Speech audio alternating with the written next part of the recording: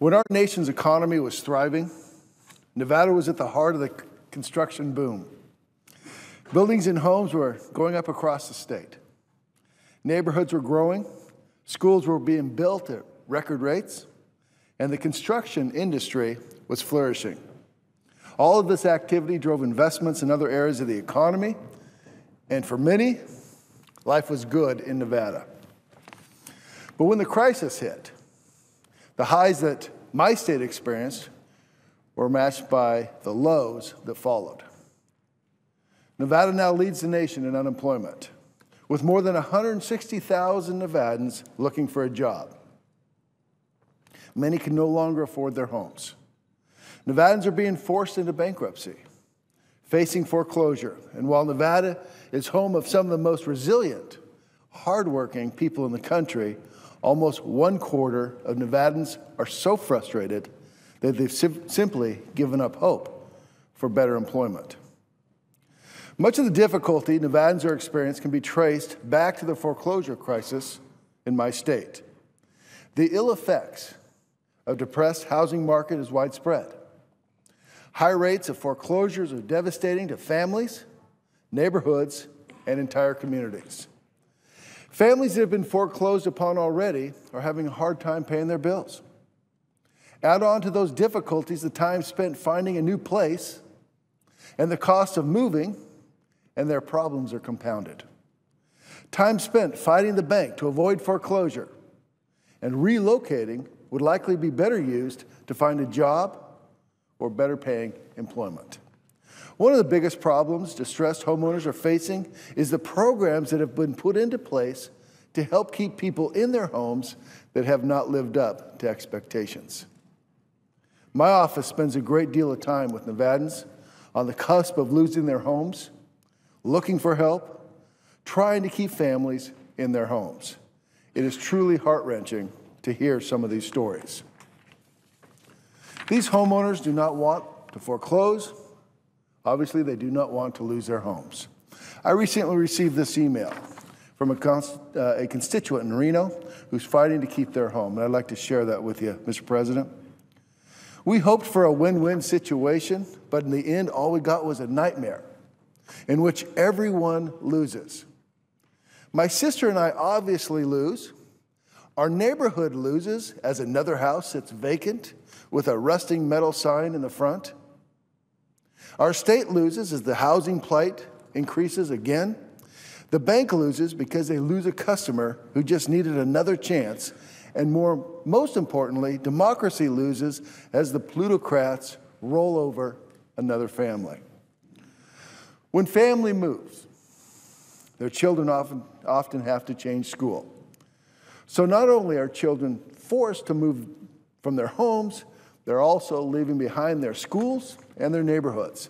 This kind of destabilization is harmful for families that are already struggling. Consider the effects of foreclosures on neighborhoods and communities. The widespread availability of housing is flooding the real estate inventory in Nevada. This is forcing down home values, making it difficult for other people to sell their homes as well. In February of 2006, the average home in Nevada was valued at $309,000. Today, the home values have dropped to $120,000. Homes left vacant and uncared for can quickly become an eyesore, pushing low home values even lower. This means that others in the neighborhood can have a difficult time selling their homes if they want to move. If they find a better job elsewhere, for example, they may not be able to take it because they can't sell their home for a reasonable price if they're able to sell it at all. Today, I'm introducing legislation to help reverse these destabilizing forces. The bill I'm introducing today, the Keep Families in Their Home Act, will help address large unsold housing inventories and give families a chance to stay in their homes. This bill would allow banks, Fannie Mae, Freddie Mac to enter into long-term leases, including with an option to purchase for properties acquired through foreclosure with the prior homeowner or individual. By providing an opportunity for the homeowner to stay in their home, the bank is giving families a chance to regain sound financial footing. This common sense solution that helps provide some much needed stability is available for all families. Well, I believe this bill is a good step in the right direction. Let me be clear. Much more needs to be done to help the housing problems facing Nevada. The programs in place simply have not done enough and have not lived up to expectations. I was pleased to see reports of growth in our economy, but people in my state continue to suffer. Back home, Nevadans still feel like there are no jobs. Small businesses are trying to survive while gridlock in Washington is making it harder for employers to know what is expected in the coming year. Crushing regulations are bringing Nevada's growth industries to a halt. In order for Nevada to experience real long-term recovery, Washington needs to fundamentally change the way it works. Congress needs to stop overspending. Republicans and Democrats should come together to close unfair loopholes and make the tax code easier for businesses to understand and to follow. This bill is just one solution to help turn around this housing crisis.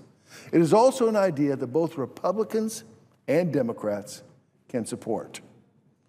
Mr. President, I look forward to working with my colleagues to pass this bill and others into law so that we can help families dealing with foreclosures across the country.